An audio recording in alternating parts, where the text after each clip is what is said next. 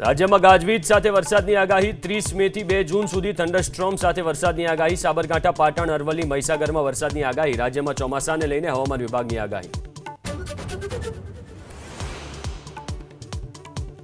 કચ્છના દરિયામાંથી ઝડપાયું 1000 કરોડનું cocaine 115 kilo જથ્થો બ્રાઝિલથી પહોંચાડવાનો હતો દિલ્હી 3ની અટકાયત ઓપરેશન પર હર્ષ સંઘવીની પોસ્ટ ગુજરાતને ડ્રગ્સનું ગેટવે નહીં બનવા દઈએ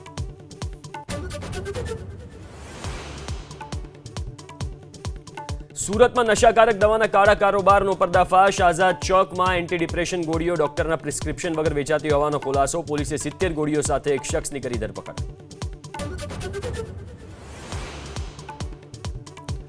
વડોદરાના દંતેશ્વરના જલપત નગરમાં મકાનમાં ચોરી ચોરોએ એક જ મકાનને 4 વાર બનાવ્યું નિશાન 2 મહિનામાં 4 વાર થઈ ચોરી પોલીસ પેટ્રોલિંગને લઈને ઉઠ્યા સવાલ